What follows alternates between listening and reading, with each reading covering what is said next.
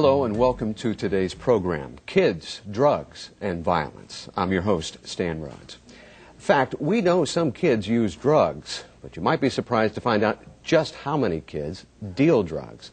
If they're not the actual hands-on drug dealers, the dealers are using them as a way to traffic drugs into our communities, into our schools, anywhere and everywhere drug dealing is going on in the country.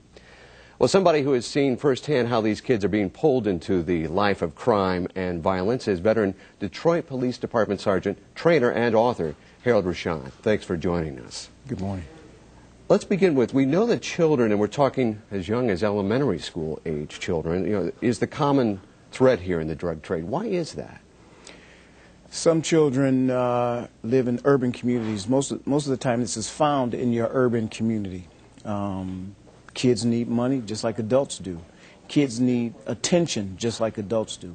Most of the time they want some kind of attention given to them, whereas either by their family members or by people on the street.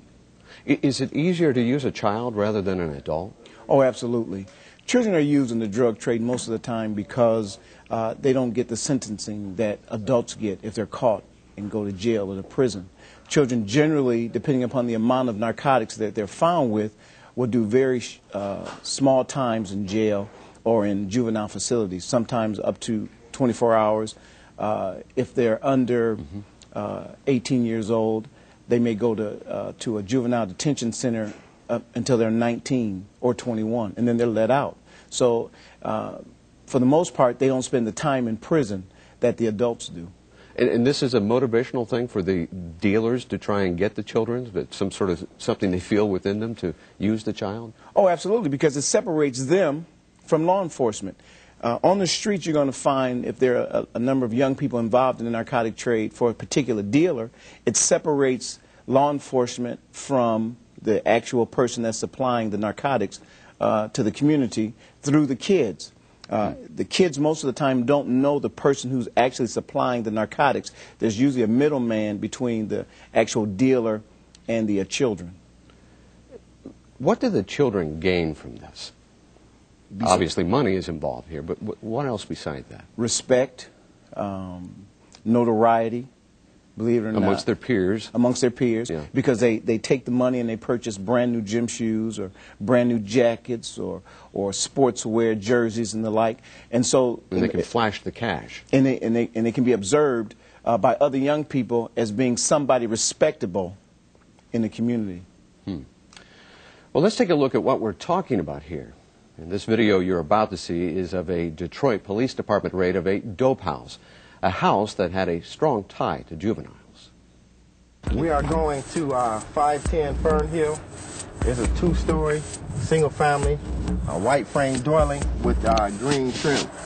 I observed a couple buyers, juveniles as well, and that last buyer that came, I stopped that last buyer and I convinced him to show me a bag, and he had marijuana from it. He said that's what they were selling from the spot.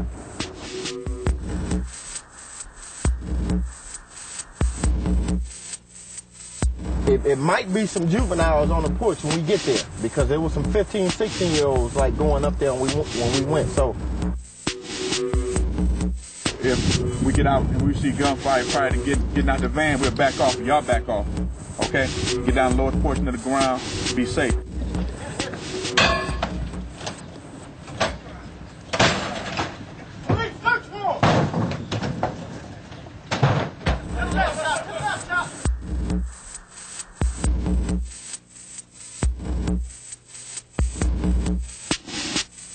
What we do find out is that juveniles play a very big part of narcotic trade.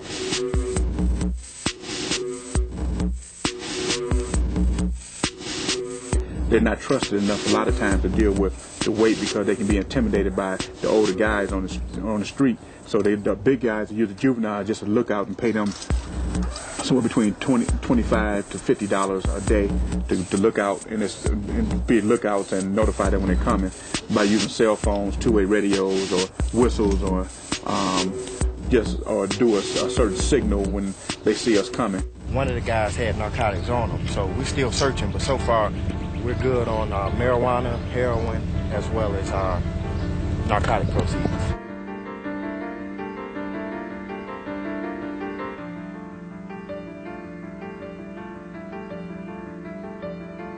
the two individuals selling at this location with lookouts in the general area, around by the store, up and down the street on bikes. Most of those are juveniles. They would send the buyers up to this location. At that time, they would exchange money at this doorway through the grate for packs of heroin or marijuana. It's like this, and then they cook it up and then rock it up and sell, make it into crack cocaine. And you see they even have cocaine in here because some cocaine was on top of the scale. They used to transform these pills by taking out the powder inside the pills and put the heroin inside there. So when the police would come in, they would not know that there was the heroin. For a lot of times when we first started running across this, we would miss this. The numbers are shifted around on some of the pills, so they could have been tampered with. I don't know if they got a chance to do it or if they completed it, but they have been tampered with.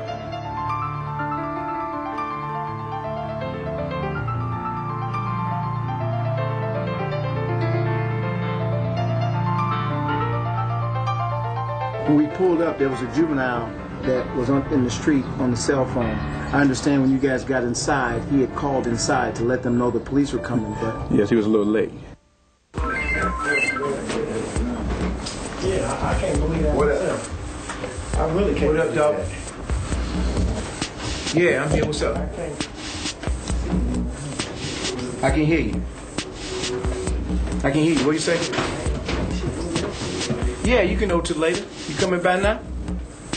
All right, hurry up, man. All right. This was an actual conversation for a customer calling the house, putting in an order to purchase narcotics. He should be here in about 10 minutes, he said. And he asked could he owe later, so we'll be standing by until he gets here.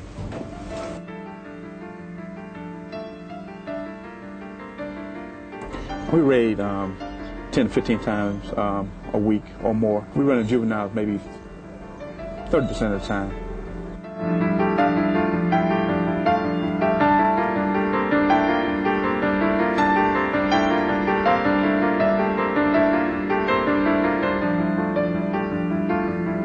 Eight-year-old was the youngest juvenile we came across, and carrying a pistol. We were doing a raid over on John Iron Harmon. Juvenile was assisting some older guys and selling some heroin. Well, they were using him as the running guy. They would stand inside the store. He would go out and get the money, come back to them and get the drugs and then return to the buyer. At that time, he would make the exchange. When we moved in to arrest him, he runs into the store. He had a little 25 Raven automatic in his pocket. You know, we kind of let our guards down because we seen his age.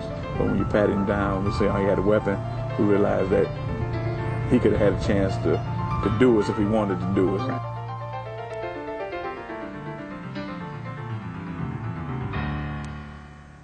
Wow. Those of us outside of law enforcement have no idea what is taking place. Did this all occur in one raid? Yes, this was one raid. Okay. And you actually took an order from somebody? Yes, absolutely. You know, this happens a lot once we do raids. If people are not aware that the raid is taking place and they do their orders by phone, they'll call in, and sometimes I answer the phone. And especially if someone is coming to drop off narcotics to be sold. But most of the time it's those substance abusers who are calling to retrieve some narcotics.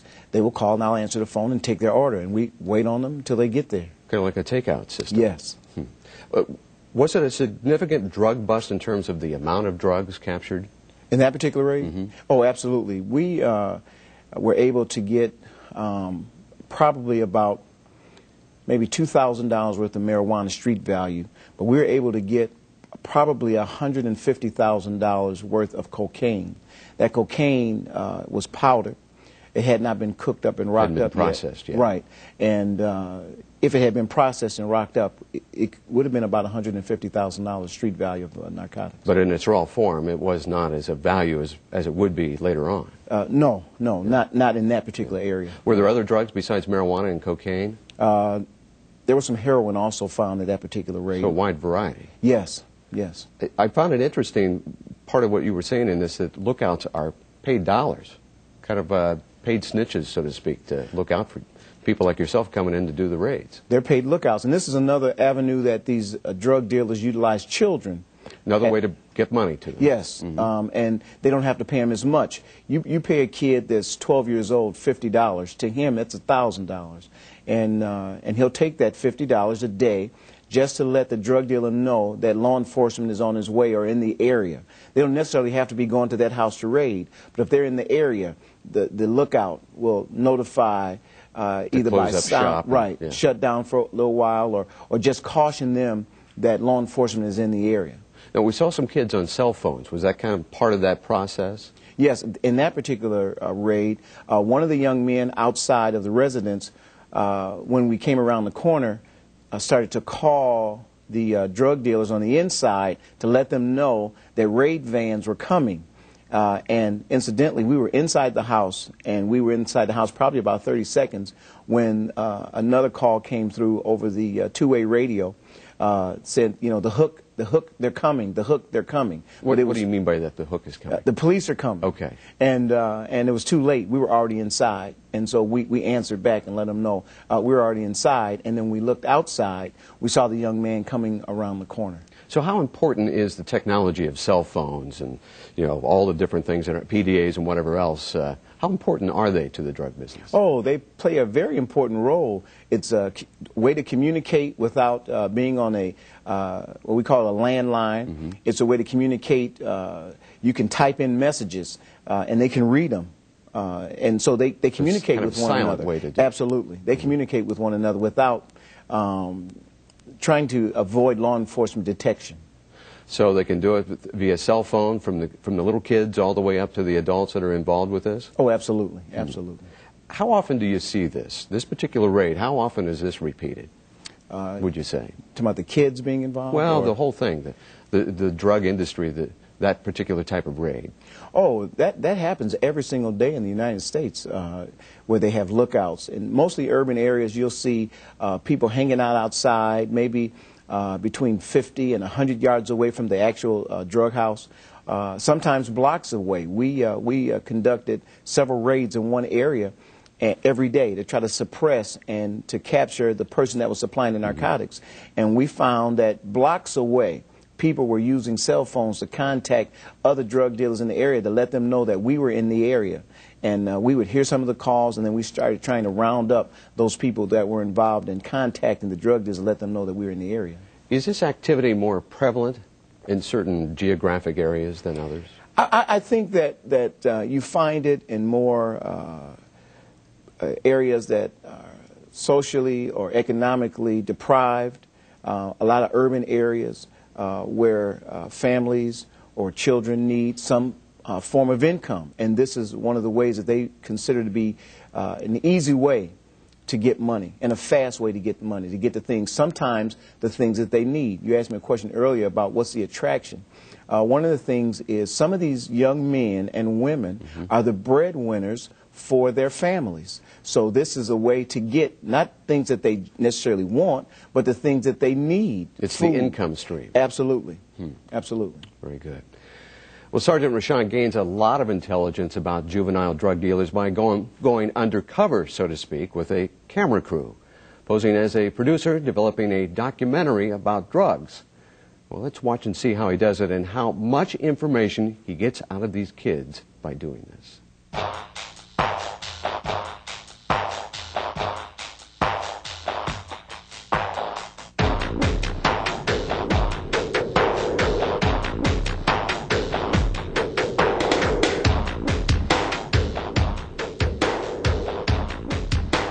They're selling drugs.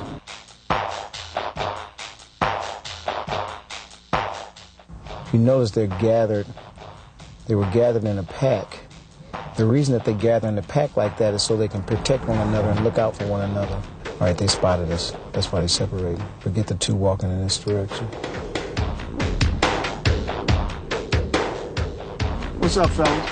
Where can we find somebody to talk to? We just want to find young folks, not your older drug dealers. We got a bunch of them. We ain't trying to find them. We just trying to find some young guys that know about the dope game that can talk to us about it.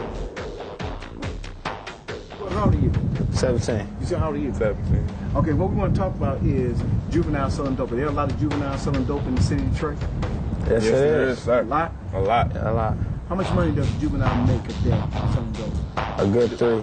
A good 3. You working all day, it's a good 5 in there. 500 a day? All right. If I'm 15, I can make 500 a day? A day. Like 10-year-olds out here doing it. How long you been dealing or whatever? I've been on these streets since I was a good 9. I've been on third all my life. So. How old are you now? 17. And you were 9 years old? Over here. Yeah. Really? Is it very violent out here in Detroit with juveniles selling dope? If you're going to live by the streets, people better die by the streets. It's 9-year-olds out here killing people, you know? Who's the toughest gang in the city? What's the toughest gang? 3rd Street Monsters. I said it before. So how big is the dope gang here? Oh, Is it huge? Worldwide. everybody got it. Everybody got it. What's the youngest person that you know of that's selling dope? 13. 13. Your little cousin's 13? 13. Out here. Own everything. So what does he sell? Cocaine, heroin, Sell marijuana? everything. He sells it all. All. How much money does the 3rd Street Monsters make a day selling dope? They all making about 1,700. 1,700 a day? And how old were you when you were making By 1,700? the time I'm 15. By the time you get to the I'll make it time you get to the 1,700 end a day. of the week, I say by the time you get to Friday, you will have a good G. The 3rd Street Monsters, do they have a lot of weapons? Yeah. If everybody on this one block come out, everybody on this one block come out about Army. Army, I'm talking about deep as hell in one block. Really? Holler, I'm getting popped at. Niggas come out the house with rifles and For real. Holler. All I got to say. It's get money, that's all it is. Get it how you live. Get how you live. Get it how you live it?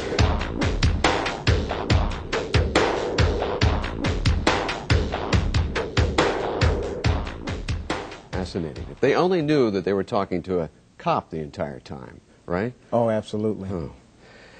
I guess I could say undercover in plain sight with this one. Oh, and most of the time when I go out to gather information, I always say the most, if you're conspicuous, the more inconspicuous you are. You know, you don't try to hide a whole lot. You just be yourself and ask the questions. Is this a way of life for most of these kids? Probably 50% of them, I'd say it's a way of life. It's the way they see things. Their reality is not the average person's reality. But in their world, these are the things that are necessary to do in order to survive. And a lot of times it's about survival for them. Out here selling drugs or being shot at, it's a way of life. And it doesn't faze them if they hear gunfire. They want to go out to see who's shooting, and is someone shooting at them, so they can retaliate or gather up their men. He made a statement that all I have to do is yell, someone's popping or something like that, and thousands will show up. Well, I don't think in that particular area thousands will show up, but I venture to say... But you get a response. Oh, you get a major response, yes. One of the gentlemen mentioned a good 3, 5, 9. He's referring to that's how many dollars he can make, $300, $500, $900 or so in a day? In a day. I was even surprised at the amount of money. And sometimes it's surprising for me because I don't see the flash. In other words, these young people are not going out buying, $1,000 watches or things like that. They're not going out buying brand new Mercedes Benzes. They're buying, $200 and $300 cars and putting $500 or $600, $700, maybe $2,000 in the car to make the car look fancy or bounce up and down and like. How does this cover help you with your documentary? I'm able to extract the information that I need. People want to be on camera. It astonishes me. Put a tally light, a camera on the lens, and people will they're talk. talking. And probably 90% of the time, I get good information when I go out and I talk to these people with a camera, whether it's with a small handheld camera or I get a buddy of mine who has a professional camera to come out with me. They're ready to talk. They're ready to provide you with information, and the information helps us in our investigations. Were there any problems associated with doing this particular style of investigation? So far, I haven't run into any problems. But I'm sure you anticipated perhaps there would be some. I'm prepared, and usually the people that are with me are prepared. I try to have somebody with me all the time when I go out to do this type of intelligence gathering. Do you have a backup? I mean, what if one of the guys said, "You're a cop, aren't you?" I say, "You're a cop, aren't you?" Deflect it right back at you. Absolutely. Yeah. Has anyone ever asked you for a tape of your documentary? Sometimes they do, and I generally tell them that we'll come back the next day. We'll try to get the tape ready, and we'll come back. Well, then they know you're not a producer because it doesn't happen that quick. Right. Well, be surprised they don't know. They don't. And I'll go back to try to extract more information sometimes, and sometimes I'll go back and I'll take a team with me to do some surveillance to see how they're responding. Sometimes they don't come out. Sometimes you see the lookouts waiting because they're not sure now after it's all over that they've given up some valuable information. Maybe he was a cop, maybe he wasn't. And that's kind of interesting. How did you happen to gain their trust? Just get out and start talking. The camera actually gains their trust. When they see the camera, they want to be on television. They want, one of the things that attracts these young people to some of this stuff is people looking up to them. It gives them, if I can tell my friend, look, I'm going to be on television. It doesn't matter what I'm talking about. Fame involved with it. Absolutely. I'm going to be on television. They did a documentary, and I told them we were the baddest, or we were the toughest. 3rd Street Monsters. We're the baddest in the whole United States. And if they see that, that makes them feel good. It gives them a sense of pride and respect in the community. Not only, and here's the thing, not only amongst just the young people, if older people, adults, see this stuff on television, one, they're going to ask, why would they say this? Number two, they must be awful tough because they're not trying to hide it. And so what it does is a lot of times it instills fear in the community that they're operating out of or that they live in. It's a status symbol. Absolutely. Absolutely. What do you do with the information that you've gathered? I'm sure you've gotten a lot of information. Oh, absolutely. One of the things I do is, because I'm a law enforcement officer, I will, if it's in the city of Detroit, depending upon the information I get, I turn it over to the proper unit.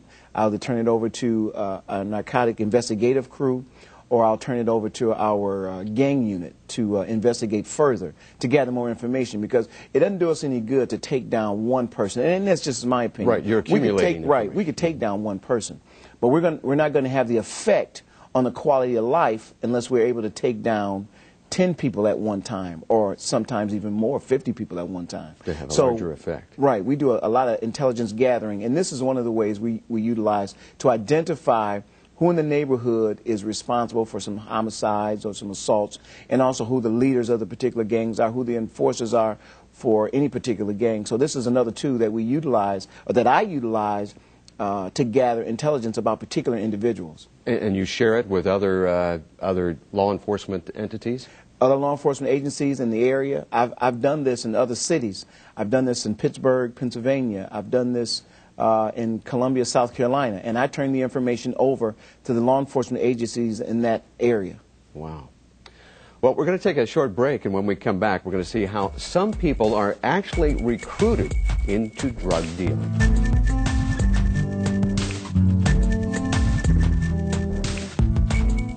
Just hanging on the court playing b-ball when these drugged up bugs came out from behind the wall. They said, "You're no good. We're the best in this neighborhood." With no delay, the game got underway. The drugged up bugs were too high to play. They couldn't even hold the ball. Couldn't pass, couldn't shoot, couldn't score at all. Couldn't find the paint. In school they thought they was cool, but now they ain't. That's the buzzer. Time to quit. Home B's 100. Drug bug zip. The lesson here is so plain to see. Drug free is the way to be.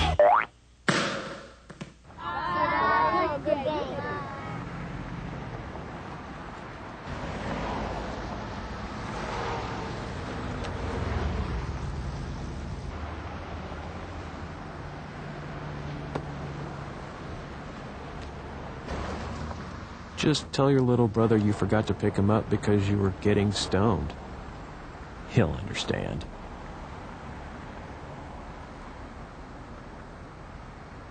Look at me, Daddy!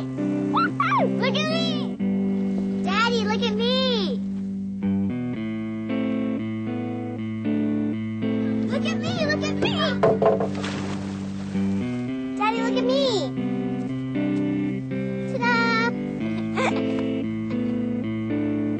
Hey, look at me.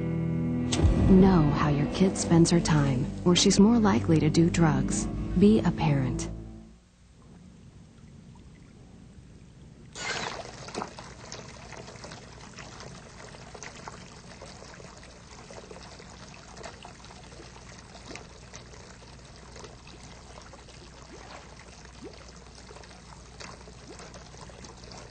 Sniffing things to get high can deprive your brain of the oxygen it needs to keep you alive.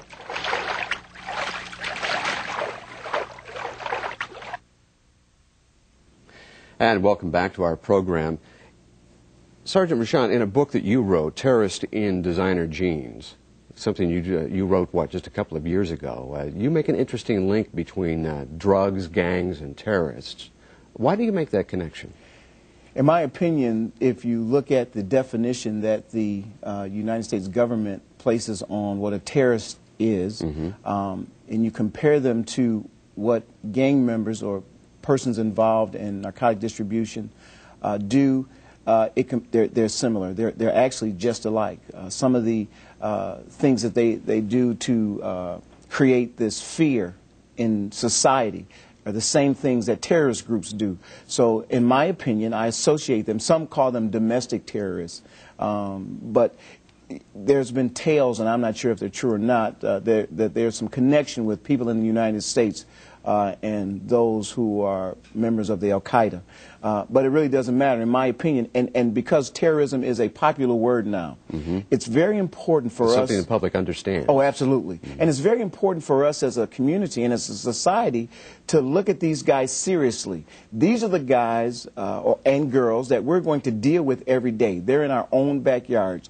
These are the people that are firebombing houses, randomly shooting people who don't agree with some of their ideology, dressing up in particular styles of clothing, some of them, wearing specific colors, having rules and regulations that they operate by, having leaders and so forth. These are some of the same things terrorist groups have and do. And also, we don't understand that the same way some of these terrorist groups train, these gang members or drug dealers train the exact same way.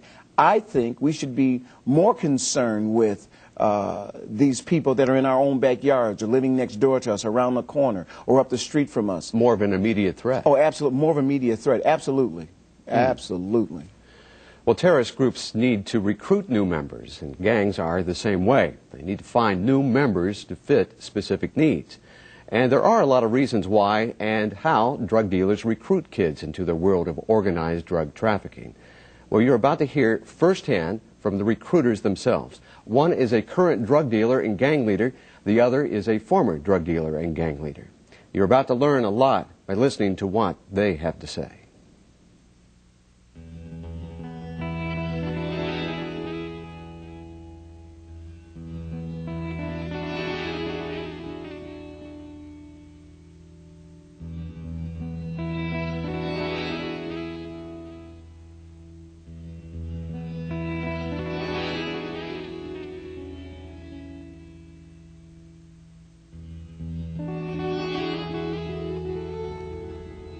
If they're not eating, we could recruit them.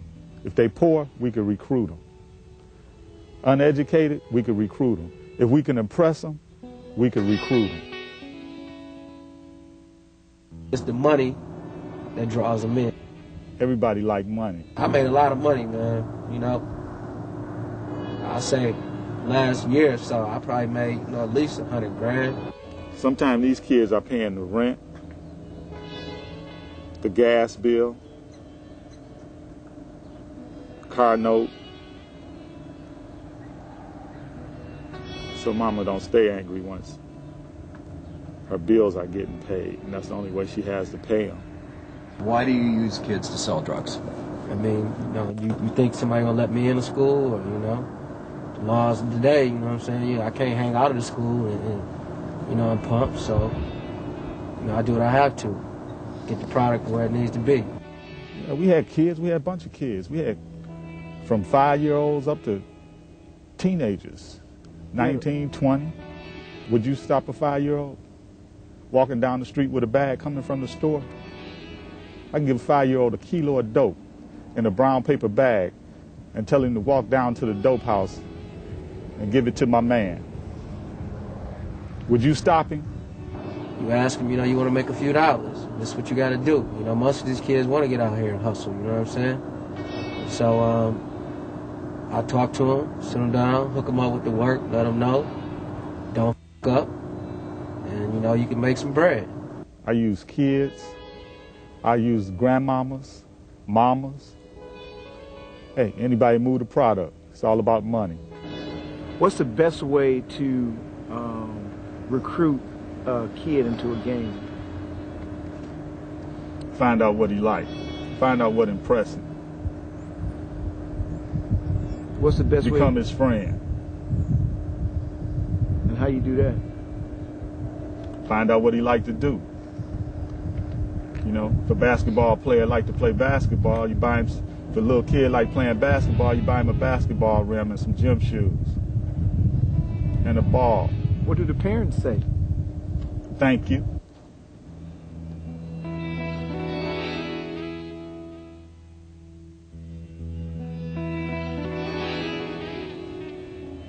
I was selling drugs about 20 years. Cocaine, heroin, weed, meth, whatever made the money. Where would the kids sell the dope at? On the corner, out of dope houses, out of abandoned houses we set up in, out of school, to other children in school, other kids in school, to their homies. A lot of these kids, you know, they got f***ed up homes, you know? So some of them, you know, might help out around the crib, you know? Or use that cheese to get out the crib. You know, it just depends on what kind of home they from, you know? If it's, you know, for instance, I got a couple of homies, you know, they got good homes, so, you know, but they still like the street life, so, you know, they go to the mall, buy a bunch of gear and shit, you know, and leave it with me, you know? They might leave out in the morning in their school gear, you know, when they get out of school, they hook up with me and put on the new shit they just bought, you know what I'm saying? It just depends on what kind of home they coming from. You know, most of them come from homes that's pretty fucked up anyway, so it really don't matter. But, you know, I got a couple, you know, little homies, you know, they got good parents, you know, that's in the crib and, you know, trying to raise them right. So they just try to keep it away from their parents, you know. And I always try to tell them, you know, try to be low key.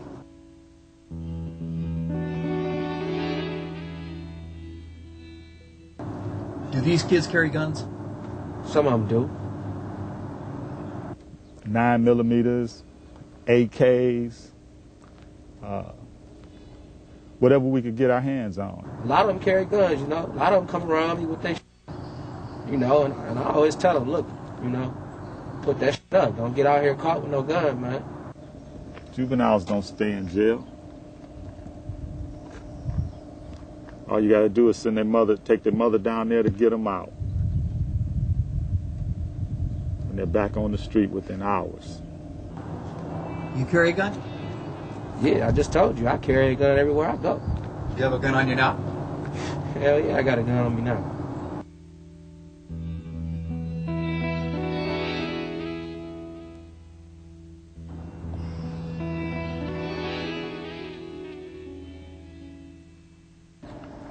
Yeah, I still carry a gun.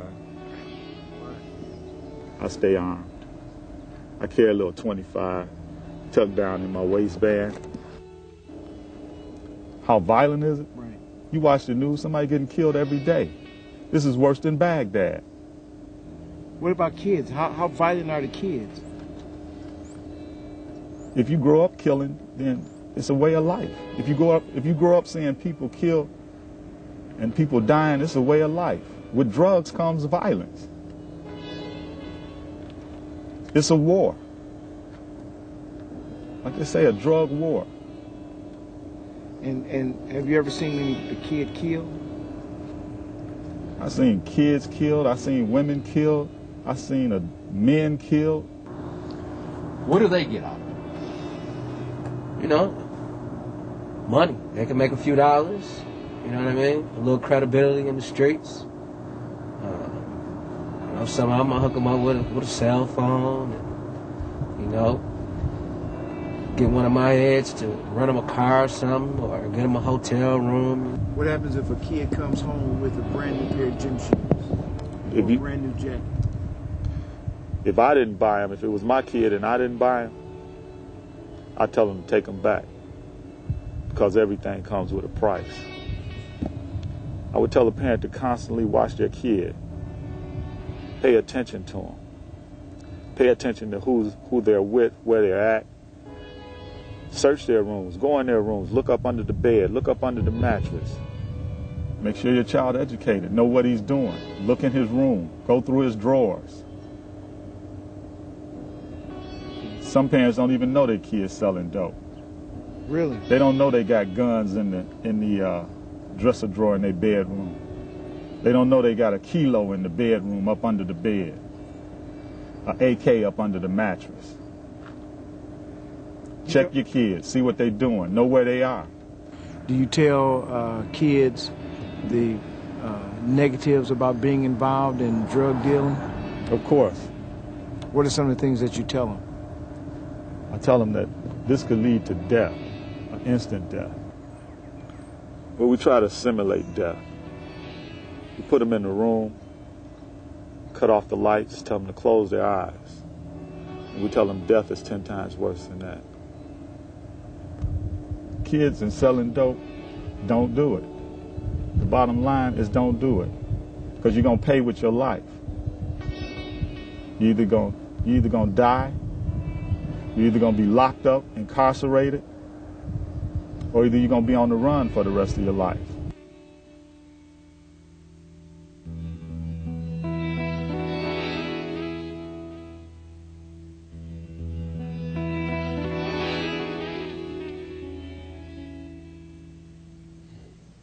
It's heavy-duty stuff. You did produce a documentary. I mean, there's so many quotable sayings within that short piece, what they were saying. Don't know, don't matter. Juveniles don't stay in jail, worse than Baghdad, a drug war, and on and on. How did you manage to do this? How did you happen to get through all of this without them knowing who you are? The first guy knew who I was. He is a self-proclaimed ex-drug dealer. Says he's not involved in the game anymore.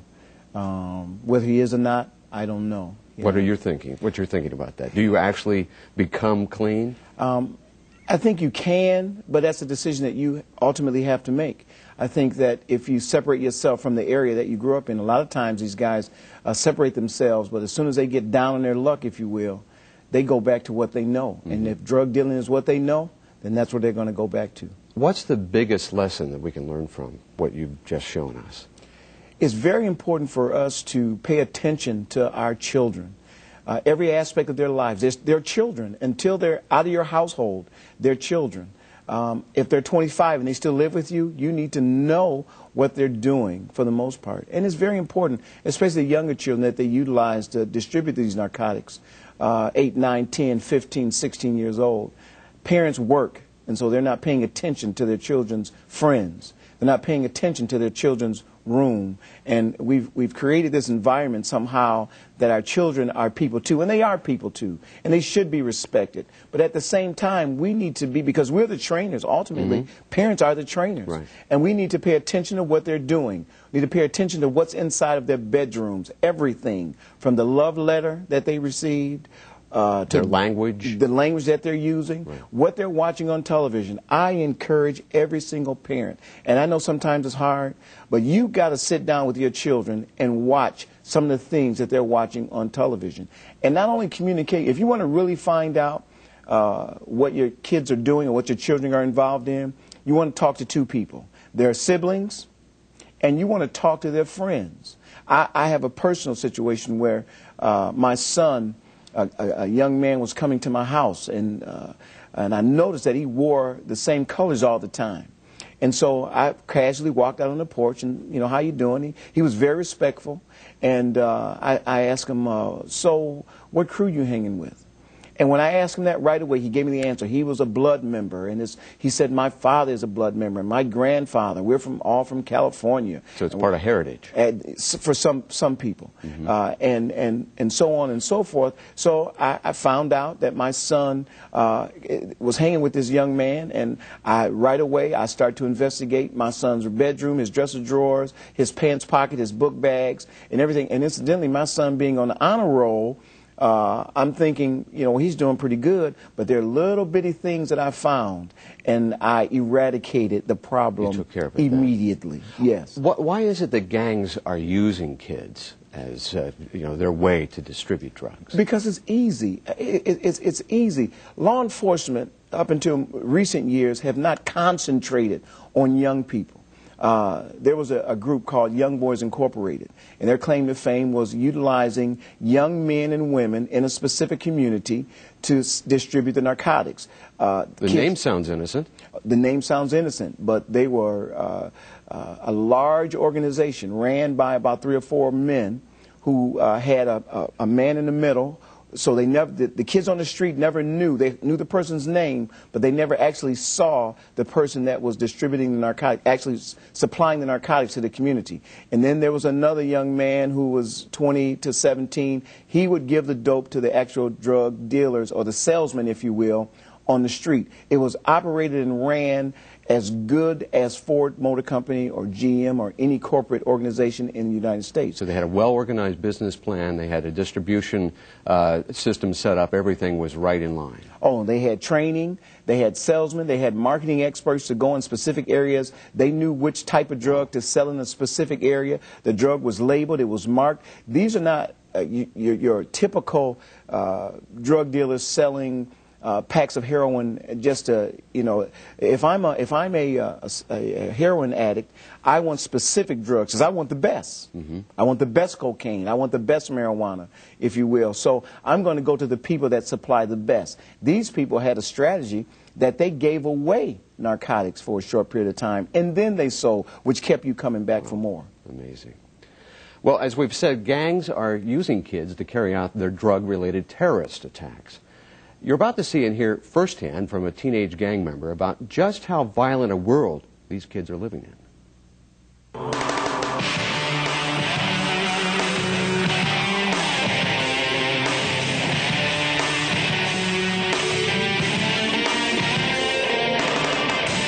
How do I make money? Just go stealing radios, stealing people, like robbing people. Usually wait till they get their checks, cash it, wait outside the store and rob them. Now that I know how it all goes, how it feels when you shoot someone, how it feels when you rob someone or something. How does it feel? Well, depends. Like when you rob someone, it feels like, he's that person. I was too smart for him, I was too smart. Like I could, I got that street mentality. If that's what the streets are, if that's what the streets are, I could handle it. I could make easy money like that. I'd say 90% of the homicides, rapes, and robberies in Detroit is over dope. The bottom line is it's just a business. The 4th precinct. 9105 Keller. In the RH just happened. It's just 2 men armed with shotguns just robbed a male caller. There's a bad dope deal went down, and they ripped off one of but they were all friends in the same gang.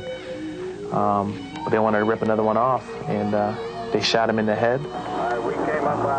They cut up all his limbs and body parts, his head, his arms. And when the police got there, they tried to cover it up. They threw him in the dryer. That was pretty bad. Because the kid that got chopped up wasn't a bad kid. He just got caught up. Another one is when they burned down a house. A couple of babies got burned. The bad guy that was going to burn down a house ended up setting himself on fire. Just a lot of drive-bys, a lot of shootings. There was an innocent girl killed a few years back, standing in her, she worked at a donut shop. She was standing in her window watching the fight go down, and she caught a bullet. The youngest gang member that I'd come in contact with was probably about 5 or 6. He was in the cash flow posse in Detroit, wearing the colors, throwing the signs. Ended up dead at, I want to say he was 21. By then he had been shot 11 times, stabbed like 4 times. He walked around with a colostomy bag on him, still robbing people. And they robbed the wrong person, like I said, and got shot in the face and dead. They buried him in a cardboard box or a wooden box. And you know what? He was like any other kid, like Magic earlier, would talk to me. Personally, all the police officers knew him. But you just sometimes, you have charged him over the years with felonies, but he gets out, you know, vicious cycle. You get charged, you do your time, you get out, you do more crimes. You get charged, do your time, get out. There was no way out for him. Well, a lot of them are born into it. You end up knowing them. I mean, I've been in Southwest for over 10 years, and you end up knowing them since they're 10 years old. Now they're 20. So you're like, you know, you just end up growing up with them, seeing them getting in and out of prison, and so they're just born into it. It's a court system. Judges, people get charged with 4 or 5 armed robberies, picked out on armed robberies, known gang members. I'll go there to testify, say yes, they are gang members. This is why this so-and-so and so. The judges will give them like 10%, $10,000 bond, 10%. What are you going to do? We did our job. It's up to the courts.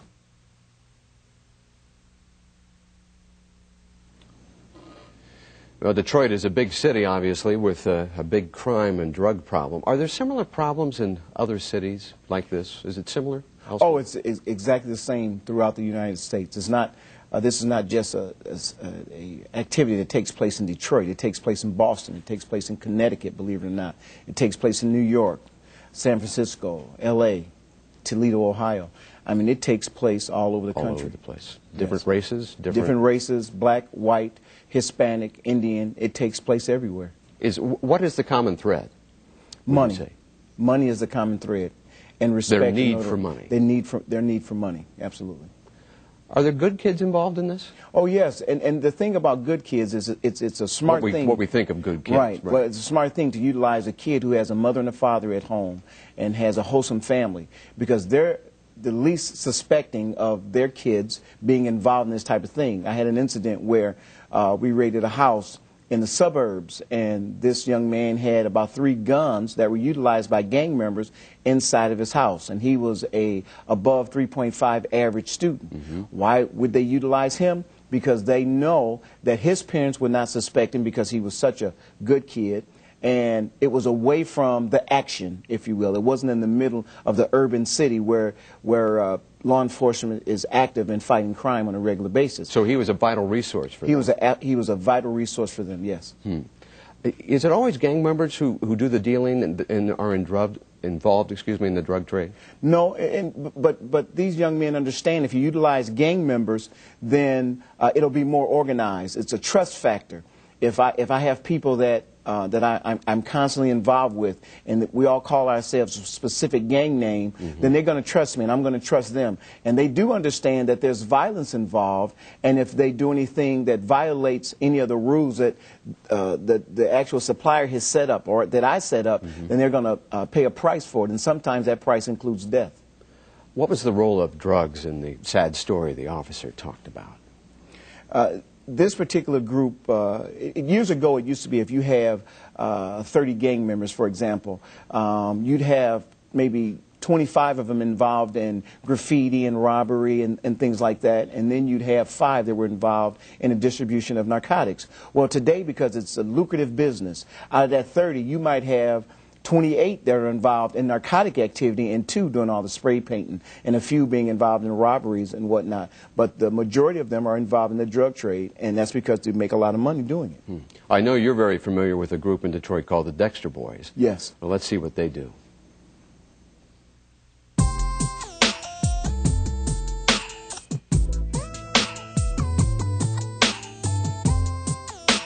The documentary is called Toughest Streets in America. You know, and y'all see when I'm driving, so you know if y'all see me riding around for the next couple of days, it's us in this van. So y'all got to look out for us. So y'all going to look out for us, right?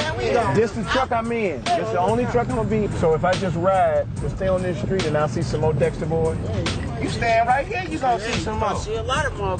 Stand right here. Yeah, okay, you don't have to get on camera, but what I want to do is, what if I shoot you from the neck down? Y'all gonna get a copy of the tape. I ain't gonna lie, you almost caught something earlier, though. Yeah, So you almost caught something earlier. Cause you thought y'all almost caught something. Okay, so you see the truck, so you know that I'm in the truck. Y'all gonna make sure nothing happen to us. Yeah, it's gonna happen. Okay. All right. All right.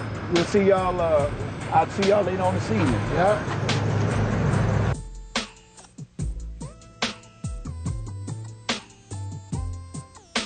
It's a documentary about the toughest streets. Who's the toughest gang in the country? Who's the toughest? It's just y'all hang out. Oh. Okay. Hold on. Now, so you understand what the documentary is about. Who's got the toughest streets and the toughest crew? The Chicago, LA, and we heard about 2 crews here. I'm just telling you. We're going to show your face. We won't show any faces. Oh, so we can't stand nowhere on the streets now? Pardon me? We can't stand nowhere on the streets now? Y'all part of the Dexter crew? Hell no. Hell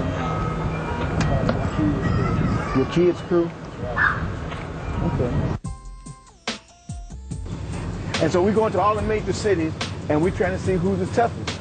And whichever ones we see is the toughest, that's the ones we're going to play.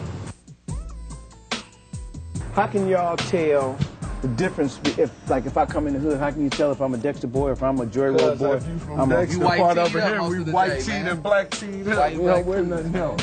Oh, white and black tees. Yeah. Can y'all hook something up where we can come talk to the guys in the white t-shirts? Because that's what we've been seeing everywhere. Get rolled over if you don't roll with us. That's why we get rolled over. That's okay. And so y'all just on Dexter, or you go from that side to the side? Both sides. Both sides, basically. Okay, let me ask you this: how many Dexter boys is it? Is it a lot of y'all? Is it just 6 of y'all? Whole ship.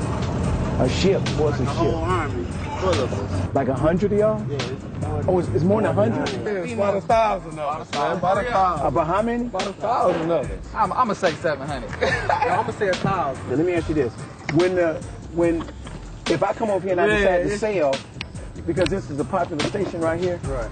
Can I just come right there and just start selling? Ooh, boy, you're trying to get hurt. There's people that been out here and been eating. You stepping on their toes. Take our feet. That's how my daughter taking food out people's babies' mouths and stuff. Yeah, that's how my daughter. Somebody gonna hurt you over that. We not about to you're not about to come over here and just think you go shut up shop or think you go do something. It's not gonna happen over here. Or you go be in the street. And Miss go come get you. So it's people. So you even got people who live over here that can't roll without your permission. Without our permission. That's how it goes. And so who do I get permission from? Like you? I bet they gonna let you do that, man. If I say you ain't rolling, you ain't rolling. So I show my pistol. I say, well, look, what? All we gotta do is be going car. You gonna have that one pistol. One thing. And everybody gonna have like 2 pistols. You gonna get left stinking, then, basically. Left stinking. Should y'all show guns? Yeah. What you wanna see? The big ones or the little ones? We wanna see all, whatever you show us. We wanna see some big ones. Go to the gas station. How they gonna know we coming? Y'all gonna tell them we coming? Post like you post us. Oh, okay. Is it gonna be some guys over there? Yeah. How am I gonna be able to tell them? They have on a black shirt or a white shirt? Yeah. Just tell them Dexter and Gladstone. Oh, okay, Dexter and Gladstone. Okay. Okay. Okay. Okay. Okay. And whichever ones we see is the toughest, that's the ones we gonna play. Like, we ain't tough, man. We out here trying to get some money, man. Dexter boys all day, around Dre Road area, you know what I'm saying? All we can do is get bread, man. Ain't nothing else. Ain't nothing else to talk about. Money. Trying to do it like you street lord, cheddar boy. Hey, your gas cap is off. All right. All right, y'all be cool, Dexter boy. The gas cap was off. You do have to have a sense of humor with this, don't you? Oh, absolutely, because some of the things that they say is funny. And you just have to make sure you don't start laughing. Sometimes I just laugh. I'm myself. When I'm out there, I'm myself. I try to communicate with them on their level, but I'm myself. What about marketing? What about myself? If I was looking to go someplace and get some sort of drug, would I not stand out like a sore thumb there immediately? No, you wouldn't, because a lot of suburban people who live in the suburbs, they come to the inner city to purchase their drugs. They're not purchasing their drugs out in the suburban cities. They come right to your urban cities, and if they saw you walking down the street, they would immediately suspect that you're there to purchase narcotics. Wow. Well, it isn't just dealing, it's the hiding and socializing of it all. And here's another example. We're going to take a look at a videotape that you shot with your own handheld camera at a drug raid at a dope house filled with kids.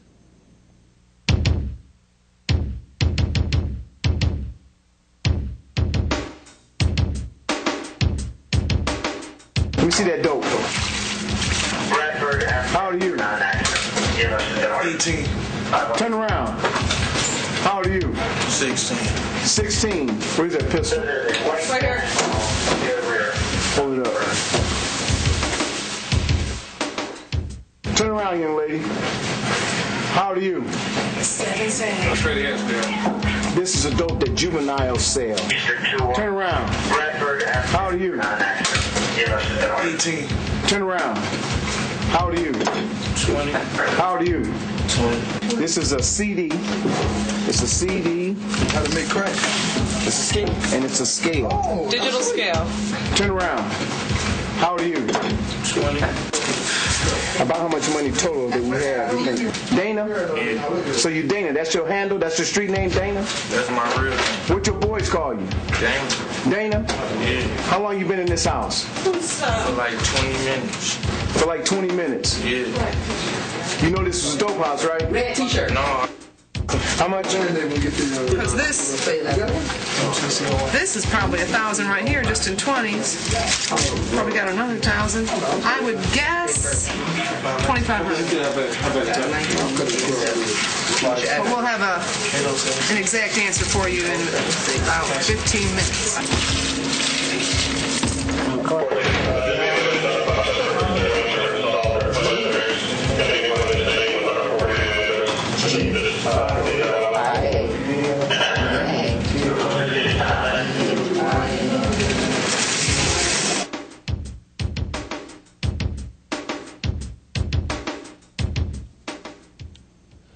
Well, we've got more ground we can possibly talk about, but how can you prevent this? Is it possible? Yes, you have to be involved in your children's lives, every aspect of your children's lives. You have to be involved in your children's school. And it's going to not only take a parent, it's going to take the community, it's going to take the pastors of churches, it's going to take the businesses, and it's going to take the educators to be involved in what's happening in the community that these kids operate out of. If they don't come together and collaborate together, then we're going to lose the battle, and there are going to be some more children that get involved in the distribution of narcotics. Sergeant Rashawn, how can people get in touch with you? You can reach me by calling my office at 313-533-5642, or you can reach me via the website at haroldroshan@thetargetgroup.org. Very good. Well, thank you very much. I do appreciate it. And that is all the time we have for our program. Take care and stay safe.